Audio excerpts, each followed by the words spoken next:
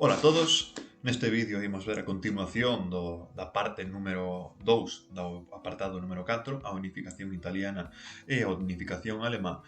Como vimos no anterior vídeo foi a unificación italiana e, por tanto, se non é por A é por B, neste vídeo imos ver a unificación alemá. Unha unificación a cal vai ser moito máis trascendente que a italiana se só temos en conta o devenir dos acontecementos históricos europeos. Alemanha será un país clave no século XX. Italia tamén será importante, pero non tendrá tanta trascendencia a nivel da historia global de Europa. Cando podemos dar ou máis ben albiscar que se vai a formar un país coñecido como Alemanha, logo de que se termine o Congreso de Viena e se reformulen as fronteiras de varios países. Europa, principalmente a Europa Central, vai quedar moi fragmentada e, en concreto, os estados que non nos interesan van ser 39. E por que nos interesan? Porque todos van a compartir algo en común, que é a súa fala. Todos van a falar alemán. Principalmente destacamos o Imperio Austríaco, o Reino de Prusia, pero habrá moitos máis como Sajonia, Hanover, Hamburgo, entre outros. Entón, estes países estados independentes, para favorecer a súa estabilidade e cooperar entre eles, van a crear o que se coñecerá como a Confederación Xermánica, que na imaxe da diapositiva é aquel territorio que está contorneado con unha liña vermella. É unha confederación que vai estar presidida polo Imperio Austríaco. Entonces vemos como a fins de 1815 quen levaba a batuta para a unificación alemá era casi o Imperio Austríaco, pero rapidamente comezarán a cambiar estas tornas, porque temos a outro reino moi importante que é o de Prusia. Prusia, ao cal vai ser o reino que capitanee definitivamente a unificación alemá e, polo tanto, vai ter como principal rival a Austria, a cal pouco a pouco lle irá comendo terreno, digamos que diplomática, estratégica e militarmente fará mellor as cousas para posicionarse como primeiro para lograr esa unificación tan ansiada que se levaba perseguindo dende fai poucos anos. Quen van ser os líderes principais, as personalidades, os personaxes, eses perfis que van a destacar na unificación alemá? Igual que en Italia tiñamos a dúas, un ministro e un rei, nesta ocasión imos encontrarnos exactamente o mismo. Por un lado, o primeiro ministro prusiano, que se ven a chamar Otto von Bismarck, que vai ser a principal persona que pondrá o seu ahínco e toda a súa enerxía para unificar a Alemanha, e por outro lado o rei de Prusia, que é coñecido como Guillermo I. Son os que vedes na imaxen, á esquerda a Guillermo I, á dereita a Otto von Bismarck. E por que son importantes estas dúas personas? Porque a partir do 1862 danlle un volco a ese proxecto da unificación alemá, xa que incorporan un novo componente ata de ese momento nunca utilizado, que vai ser o componente militar, onde principalmente a través de tres guerras, a guerra contra Dinamarca, a guerra contra Austria, a súa inimiga e polo tanto sacará do taboleiro de xogo da unificación alemá, e por último contra Francia, logrará definitivamente unificarse. Pero antes de empezar a detallar superficialmente estas guerras, imos a ver cales son os factores que influenciaron na unificación de Alemanha. O primeiro deles, e que xa comentamos en varias ocasións, é esa pertenencia ou sentimento nacionalista alemá. Todas aquelas persoas que falan alemán deben, polo tanto, e comparten unha cultura, unha mitoloxía, unha historia en común. Para eles, tiñan que compartir exactamente o mismo país, o mismo Estado. E de igual maneira, ese Estado tiña que ser liberal, asegurando unha serie de dereitos individuais. De igual maneira, outro factor moi importante vai ser Bismarck. Como xa comentei, este é un personaxe señeiro importantísimo na unificación alemana, porque vai a tomarse como algo persoal o feito de construir unha Alemanha unida, forte, e que, polo tanto, fose unha nova potencia europea que pudese disputar a nivel económico, industrial e militar. É dicir, quería poñer a Alemania no sitio que el pensaba que lle correspondía, na posición máis alta, no posto número 1. De igual maneira, temos os intereses económicos da burguesía. Como, por exemplo, vai a ser a creación do que nos coñecemos como Zollverein en alemán, que se o traducimos ven a significar Unión Aduaneira, que se forma no 1834 e será o primeiro paso para a unificación política alemá, porque isto vai ser unha unificación pero soamente económica.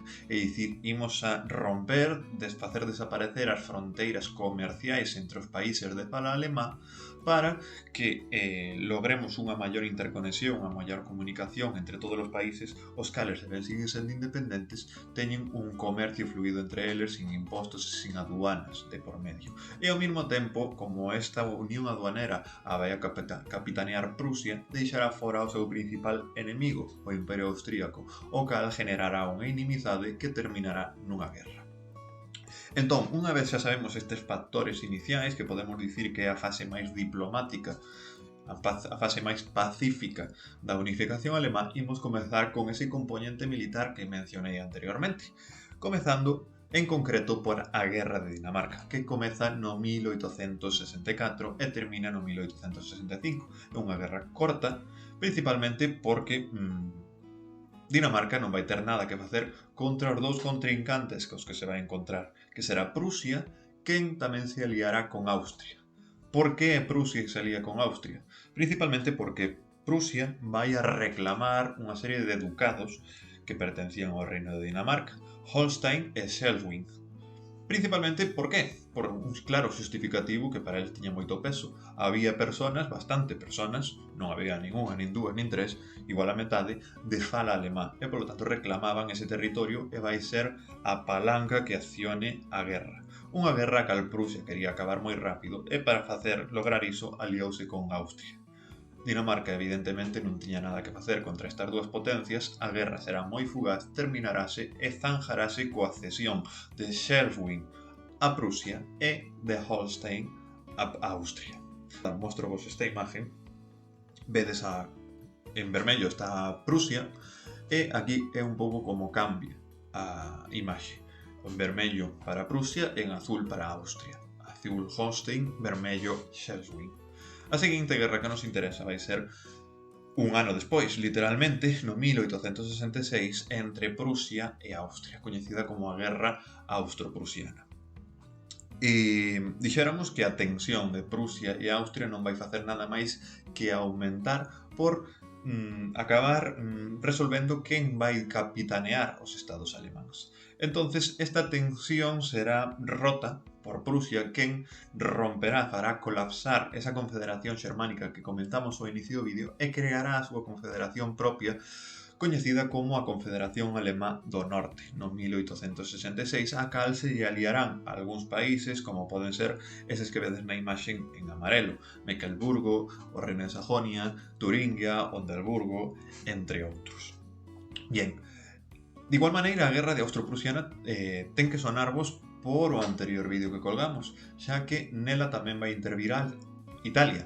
Prusia vai se aliar rapidamente con Italia para poder librar unha batalla, unha suposta batalla contra Austria. Austria, entonces, ao comprobar como Prusia intenta deixala fora da influencia alemá con esa confederación alemá dos Estados do Norte, non tarda en declararlle a guerra e vai ser unha guerra na que vai salir mal parada. De novo, vai ser unha guerra relativamente rápida, Prusia sairá como victoriosa e as consecuencias van ser nefastas para Austria, xa que definitivamente vai quedar fora dos asuntos alemáns, vai a perder Holstein, o ducado que conseguira conquistar nas guerras dinamarquesa, e ao mesmo tempo os ducados que están en verde na imaxe, que se aliaran con Austria para facer fronte a Francia, serán anexionados de maneira unilateral e sin ningún tipo de reparo por Prusia, quedándonos de novo temos un cambio no mapa político quedando tal que así. Entón, vermello Prusia e os que son amarelos os aliados a Prusia.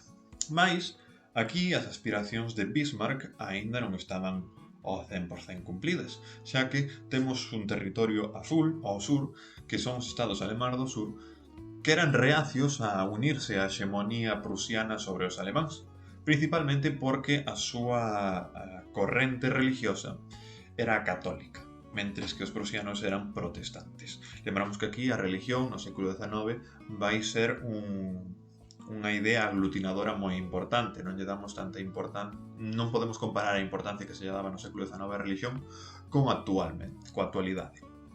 Entón, eso manteíos sempre separados. Que vai a urdir pensar Bismarck? Pois rapidamente considerará que a mellor forma de unir a unha Alemanha vai ser crearlle un enemigo en común. E ese enemigo vai ser outro dos seus principais rivais, que será Francia.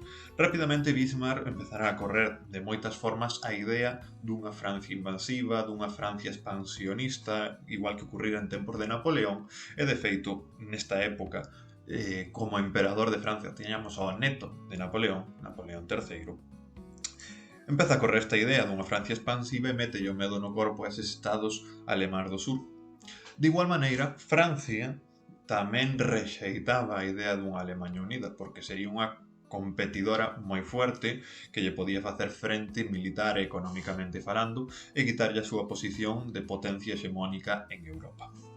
Entón, estas tensións unidas a unha diplomacia moi agresiva por parte de Bismarck acabará desembocando na Guerra Franco-Prusiana, que durará entre 1870 e 1871, a cal os estados alemáns do sur se lle unirán rapidamente aos estados alemáns do norte para poder facer un fronte común contra Francia e suporá unha derrota bastante vergonzosa para Francia, xa que non só será derrotada, sino que o seu emperador, Napoleón III, será tomado como refén e, da mesma maneira, obligaránlle a Francia a disolver o seu imperio e ceder dous territorios moi importantes como Alsacia e Lorena á nova Alemaña.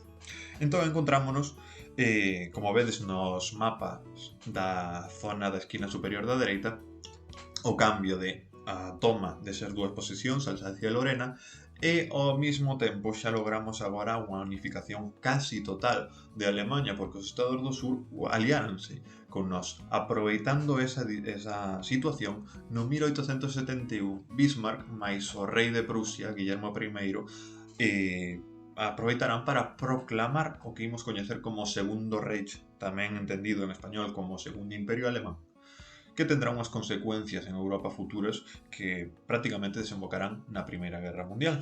Unha vez temos este Segundo Reich conformado, pasamos xa a unificar xa políticamente todos os territorios de Alemanha. Porque hasta esta época aínda había territorios con unha certa autonomía, pero agora esos territorios xurarán unha lealdade ao novo emperador Guillermo I, quedándonos basicamente o novo territorio, o novo país, Alemanha, formado no 1871, tal que así como vedes na diapositiva, o cal, se por dades conta, difiere bastante coa actual Alemanha, porque máis adiante, por medio da Primeira e da Segunda Guerra Mundial, a súa extensión política será tamén modificada. Entón, ata aquí o vídeo de hoxe e vémonos na próxima.